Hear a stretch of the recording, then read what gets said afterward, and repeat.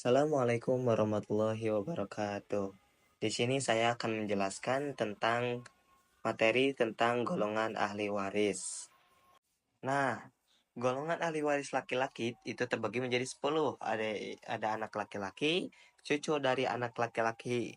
Terus ke bawah, yang selanjutnya ada ayah, ada kakek, ada saudara laki-laki, ada anak dari saudara laki-laki, ada paman dari ayah, ada anak paman dari ayah, suami, dan majikan yang memerdekakan. Jika seandainya semuanya berkumpul, maka golongan yang dikhususkan cuma ada 3. Ada ayah, anak laki-laki, dan suami. Selanjutnya ada golongan ahli waris perempuan.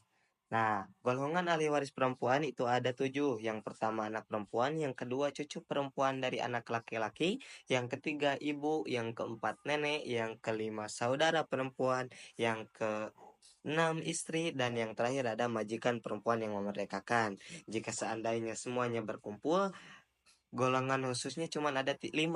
Ada anak perempuan, cucu perempuan dari anak laki-laki, ibu, istri, dan saudara sekandung. Nah, golongan yang pasti mendapatkan waris itu ada ayah, ibu, istri, suami, dan anak laki-laki.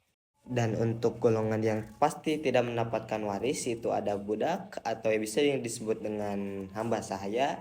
Yang kedua ada pembunuh, dan yang terakhir ada orang yang memiliki perbedaan agama.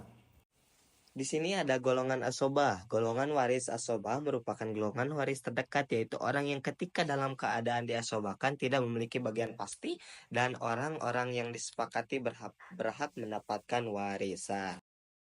Selanjutnya kita akan membahas tentang pembagian waris. Pembagian waris dibagi menjadi 2. Yang ke satu ada bagian pasti atau bisa disebut dengan al-furud al-muqaddaroh, dan yang kedua ada bagian sisa atau yang bisa disebut dengan asobah. Kita akan membahas tentang furudul muqaddaroh. Bagian 1/2. Ada suami dengan catatan apabila mayit tidak memiliki ahli waris. Ada anak perempuan dengan catatan apabila anak satu-satunya atau tunggal. Yang ketiga, cucu perempuan dari anak laki-laki dengan catatan apabila dia cucu satu-satunya. Yang keempat, saudara perempuan kandung dengan catatan apabila dia tidak memiliki keturunan dan mayit bukan merupakan keturunan. Dan yang terakhir ada ayah dengan catatan atau salah satu saudara sekandungnya dan saudara perempuan seayah. Ada di sini bagian 1/4, yaitu suami dengan catatan apabila mayit memiliki ahli waris, dan ada istri dengan catatan apabila tidak memiliki ahli waris.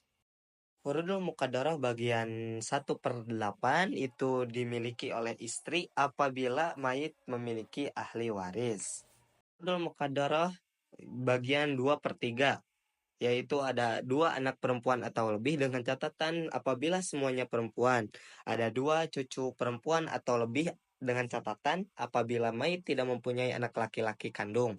Yang ketiga ada 2 saudara kandung atau lebih dengan catatan apabila mayit tidak mempunyai ahli waris dan ayah. Ada 2 saudara perempuan seayah atau lebih dengan catatan apabila mayit tidak mempunyai keturunan dan ahli waris tidak memiliki ayah. Yang terakhir ada saudara laki-laki dan saudara perempuan. Furudul Muqaddarah bagian 1/3. Di sini ada ibu dengan catatan apabila mayit tidak mempunyai ahli waris dan sejumlah keturunan. Dan juga ada saudara laki-laki atau perempuan dari pihak ibu. Furudul Muqaddarah bagian 1/6. Ada ayah dengan catatan apabila mayit mempunyai keturunan atau ahli waris. Ada kakek dari ayahnya ayah apabila mayit tidak mempunyai keturunan. Ada ibu dengan catatan apabila mayit mempunyai seorang anak laki-laki. Ada saudara kandung 2 orang atau lebih dengan catatan baik laki-laki maupun perempuan atau berumur berapapun dalam hal apakah mereka belum menikah. Ada anak perempuan dari anak laki-laki 1 atau lebih. Dan yang terakhir ada saudara laki-laki atau perempuan dari pihak ayah berjumlah 1 atau lebih dengan catatan apabila dia sendiri dan mayit tidak mempunyai keturunan dan nenek.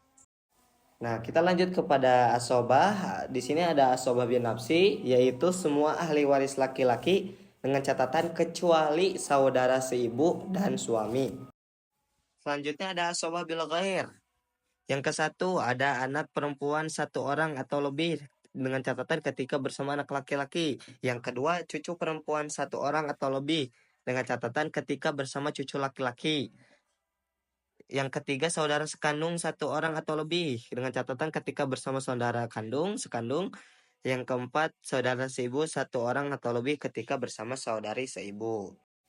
Dan terakhir ada asobah ma'al ghair, yaitu ada saudara sekandung satu orang atau lebih dengan catatan ketika bersama anak laki-laki atau perempuan atau cucu laki-laki atau perempuan dengan syarat adanya orang yang membuat dia jadi asobah baginya, yaitu saudara sekandung. Dan yang terakhir ada saudara si ibu satu orang atau lebih bersama anak laki-laki atau perempuan atau cucu laki-laki atau perempuan dengan catatan dengan syarat adanya orang yang membuat dia jadi asobah baginya, yaitu saudara seibu. Nah, mungkin itu sedikit penjelasan materi tentang golongan ahli waris dan pembagian waris. Sekian dari saya, terima kasih. Mohon maaf jika ada kesalahan. Bitaufik walhidayah waridha walinayah. Wassalamualaikum warahmatullahi wabarakatuh.